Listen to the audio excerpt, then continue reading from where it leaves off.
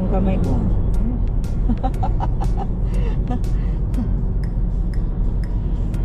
Good morning, good morning. Oh, say hello to my vlog.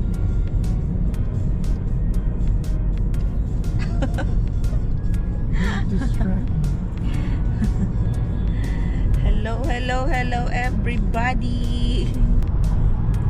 Saan tayo pupunta ngayon? Ngayon ay ano pala, 18 degrees ngayon. Medyo gloomy kasi yung paligid kasi umulan, diba Labs? Kagabi umulan kasi, ay oo, alauna ng madaling araw, tas alas 2 and then parang 5 o'clock yata. Ayan, umulan kaya gloomy yung paligid guys. At ngayong araw ay pupunta kami sa Guelph.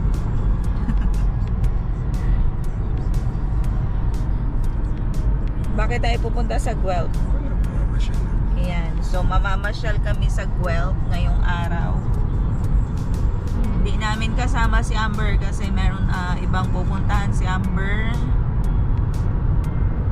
Ayan, pakita ko sa inyo guys ang daan papunta sa Guelph. Lamig-lamig ngayon ay.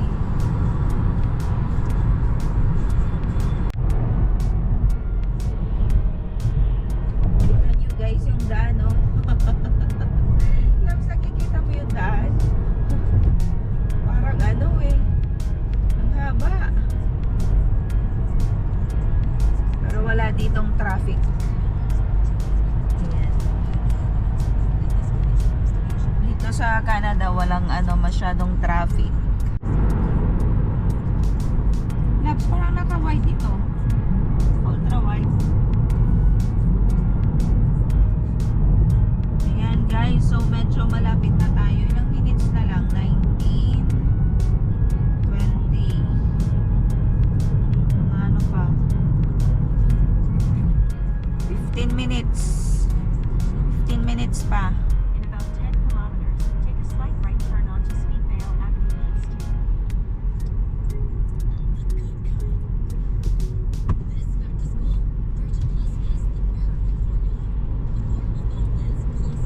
Labs, yung ESO din ba, nakapag ano ka na din dyan?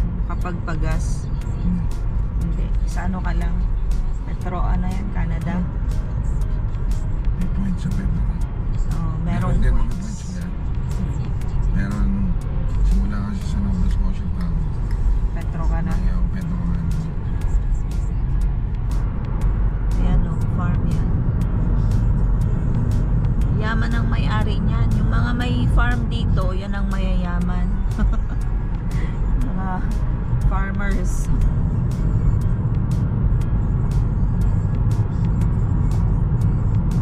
Sa Pilipinas naman, hindi. Pa yung mahirap. Dito naman, ang mga farmers yan, mayayaman.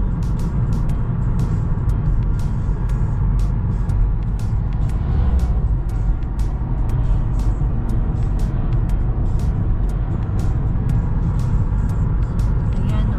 Ano kaya mga tinatanim dito? Seasonal lang din ang pagtanim. Labs? Seasonal lang pagtanim dito kasi yung weather nga kasi. Syempre merong may pang summer lang na mga tinatanim. Winter, lalo pag winter syempre, 'di ba? Yung mga nabubuhay lang during winter, pero parang wala naman ata nagtatanim pag winter.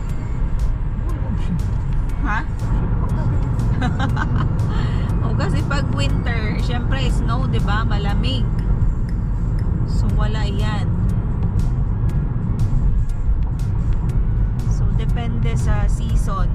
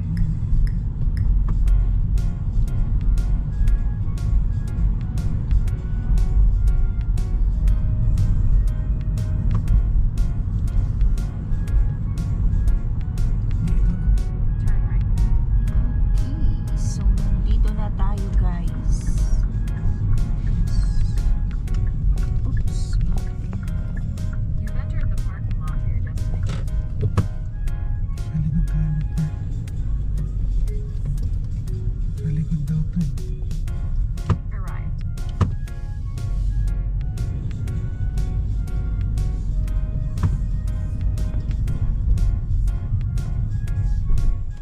Papunta ka sa likod. Sa likod.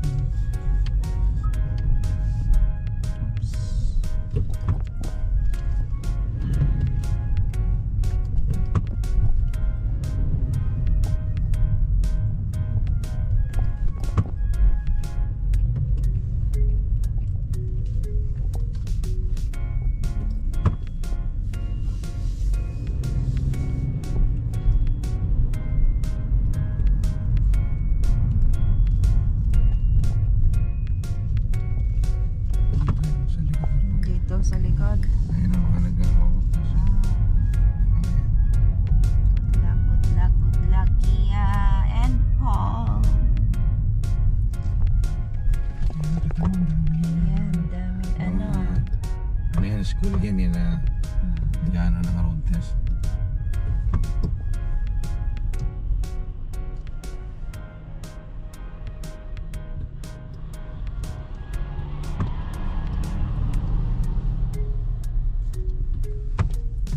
Kapag ako dito, kabado na ako.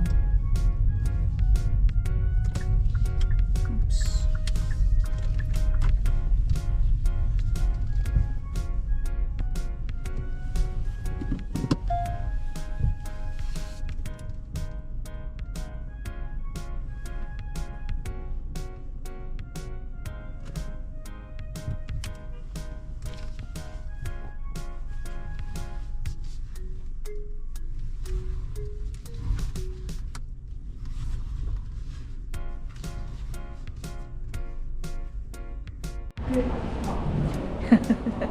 Kinakabahan yata si Paul pa na yung inom ng tubig. Nag-register na siya dun sa kiosk. And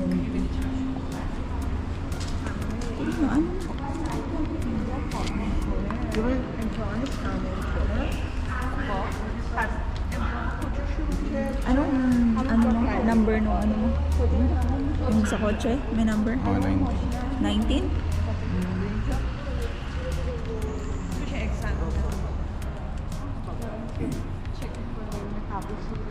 Labs, ano gagawin mo dito? Road test tayo mga sir. Na G. G. Full G. Ayan. So, i-post natin ito or i-upload natin to pag papasa ka niyan. Kinakabahan ka? Hindi naman ako. Hindi naman. Good luck.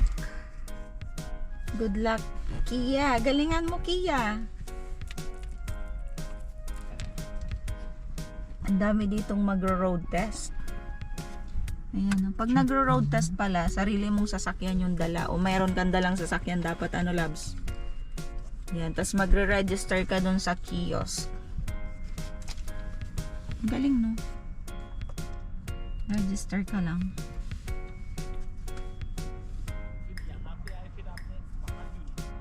Ayan. So, ando na yung instructor ni Paul.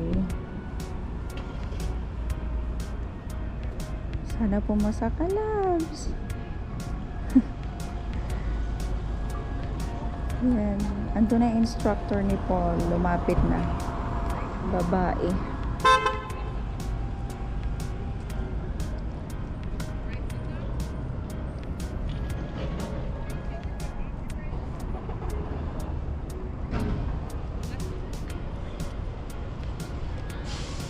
So, mabait yung ano ni Paul, instructor. Ayan, sumakay na. Sumakay na siya. Good luck, Labs. Ayan, paalis na si Paul. Good luck. Good luck, Labs.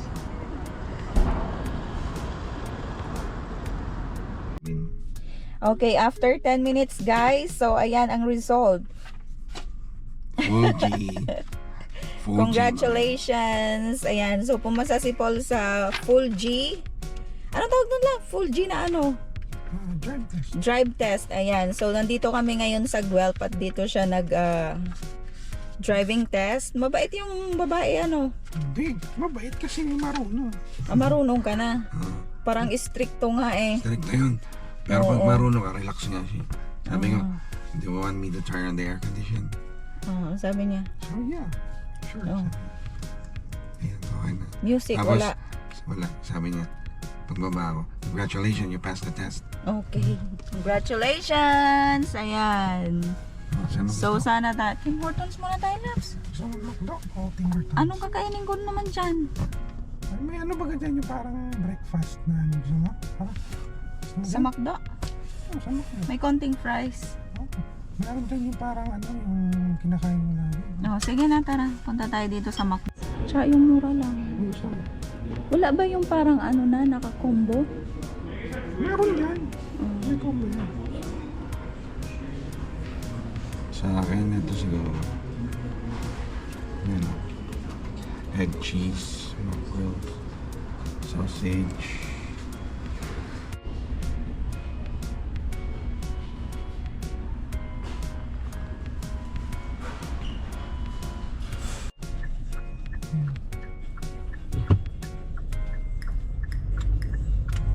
Pupunta kami guys ng simbahan ngayon. destination.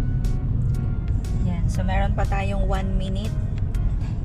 Basilica of, ano nga yan, Labs? Lady Immaculate. Yan. Our Lady of Immaculate dito sa Guelph.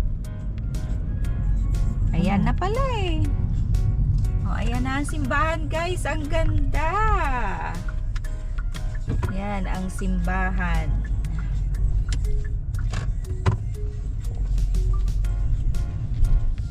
Yan, dyan kami po. Nagsimba na kami dyan dati. So, pangalawang beses na namin dito yan sa simbahan. Wow, di ba ang ganda? May prenup to. Oh, may prenup daw dito. Yan, pasok tayo kahit ay kung sarado, yan lang tayo sa labas. May prenup yun. Pero kung bukas, papasok tayo Labas guys. ko yung camera ko magulat. Full G na. From G1 to G2 to G. Ayan. So, yan ang steps dito sa driving. G1 ka muna, and then G2, and then yung last is yung G. Yan. So, professional na yan.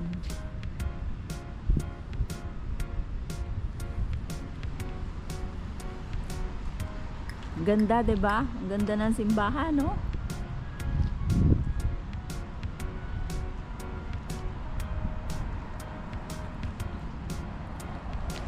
Dalay ni Paul daw yung camera. Mag-photoshoot siguro siya. Lakad na tayo dito. Medyo malamig. Malamig ngayon ang weather kasi may hangin. May hangin tapos medyo malamig. Di ka Labs nila lamig. Ayan ang mass nila oh. Weekdays 9 AM, Saturday 5:15, Sunday 9 AM and 11. Bukas yata Labs oh. Pwede tayong pumasok. Magdasal muna tayo. Papasok tayo dito guys sa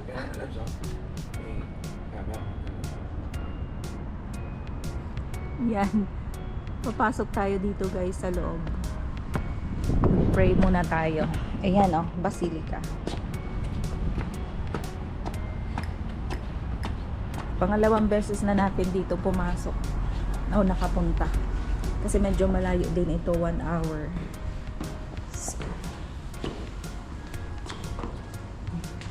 Wala.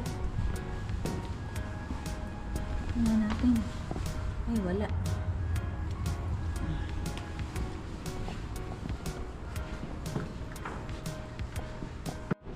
Ayan guys, so ito yung loob dito sa simbahan. Ayan.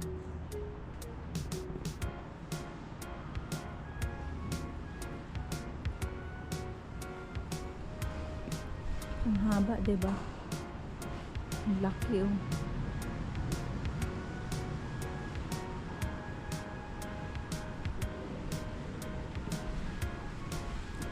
Yan si Paul. Lakad muna tayo dito.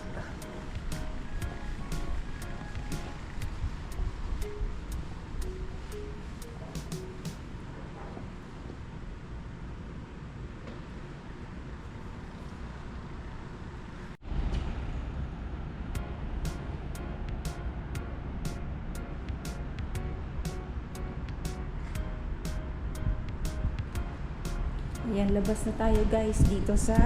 Ay, malamig! Malamig ay!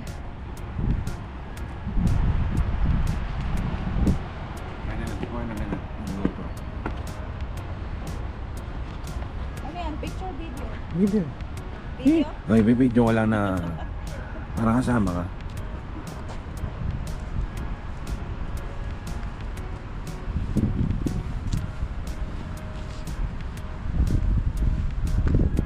Ganda o, ang taas!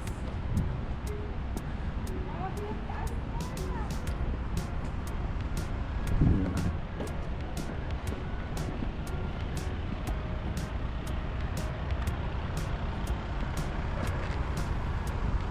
Ganda rin ang view, oh. So, ito yung Our Lady of Basilica. Oh, Nice! ang Ang driver ganda. doon.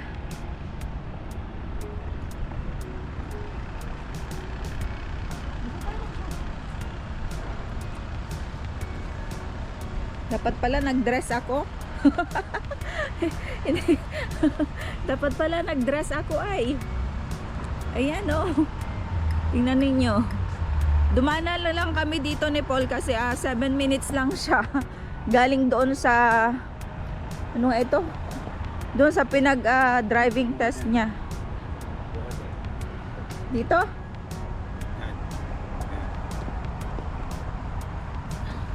I-off ko muna yung GoPro.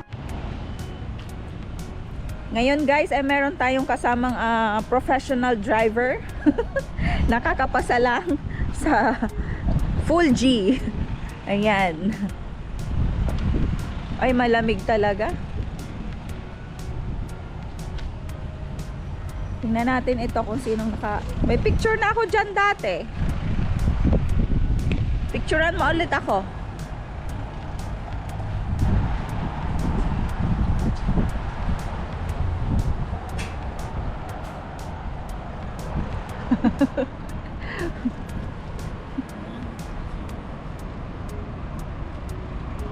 Isa pa. Ang pogi pala niya, oh.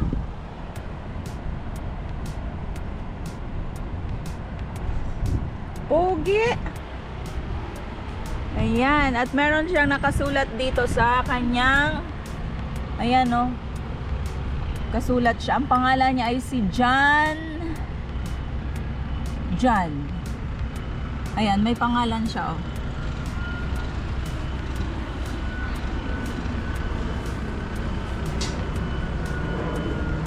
Tingnan natin dito kung anong meron. Ayan. View lang naman, mga puno.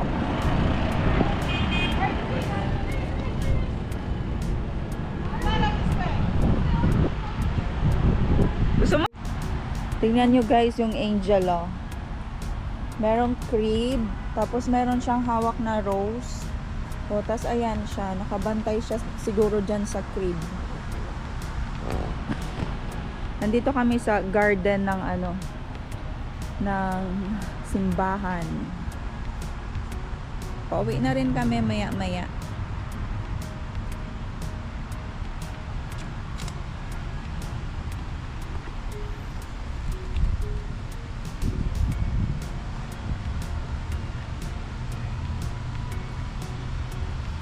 Malamig.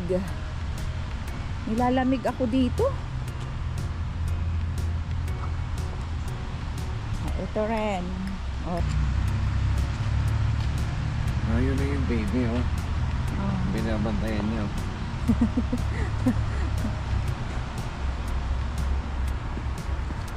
Baba tayo, no? Para mapicturean ka ng buo. Kahit dyan na lang. Dyan ba sa may hagdan? Ang taas, di ba? Ang taas ng simbahan, no? Tapos ito naman yung ano, ayan, oh, road.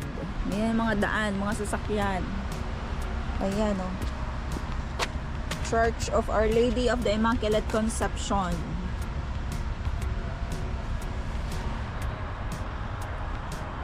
Perfect na rin, ah.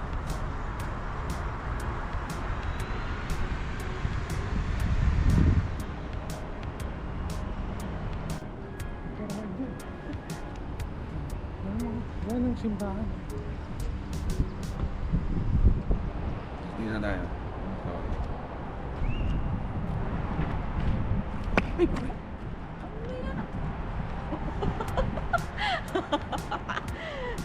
Hello guys! Ayan.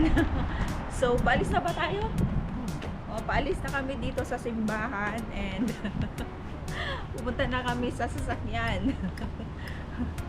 Ang ganda dito.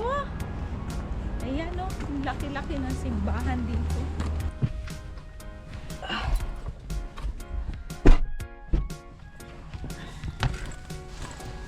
Anong paano yun? I-off itong ano. Off naman. Hindi ah. Nag-record pa? Diyan sana kami dadaan kaya lang sarado.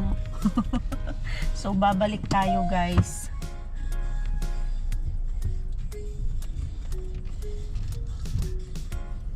Oops, loves. Ay. Naku, oh, pataas pa naman pati. Parang hindi ko nakikita yung daan dito sa upuan ko. Hindi ko nakikita yung ano daan. Pwede may usog yan. Usog ko muna to upuan. Wait lang.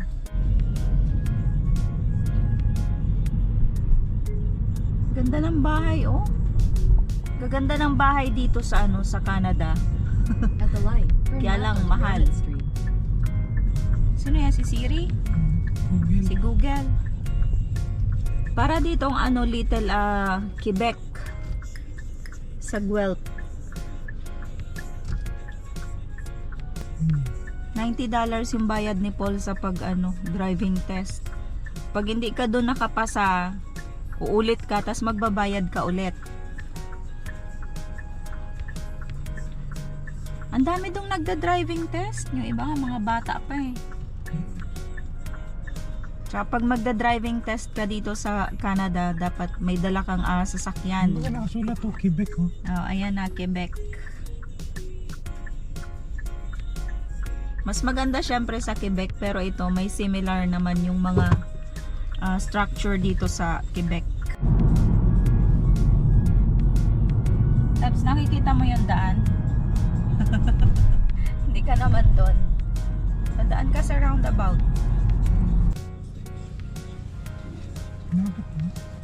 Hindi ka naman, Labs, kinabahan. Medyo sa una lang. Pero nung nagda-drive na ako, Hindi na. wala, hindi ka naman kakaba kasi napakadali ng mga ani. Oo. Ito ni Mahirap sa Toronto pag sa highway ka napunta eh. Dito daw sa Guelph, madali lang. Sabi ni Paul. Ayan. madali lang. Sa mga gustong mag G, full G, So madali dito. dito daw kayo sa Guelph. Napakadali. Napakadali. Ilan nga doon sa highway, Labs? Ano? 70. 70 lang ang highway doon. 70 highway. Tapos 2 beses lang ako pinadaan sa highway. Ang dali nga ni Paul eh, nagulat ako. Parang wala yung ano, 10 minutes, wala. Dali lang niya. Pasado na agad. Kaya simula ngayong araw na to, full G na siya. Pero wala pa yung license, ano Labs? Card. Yung card niya. Pero meron na siyang papel na temporary. Temporary, yun na yung muna yung gagamitin niya. Tapos, mail ba yun? Mail na lang yung card niya. Yung G2 pa rin ang ginagamit ko. Oh. Pag dumating yung ano, Oops. diligaw ko. Oops. Mahaba yan, mahaba.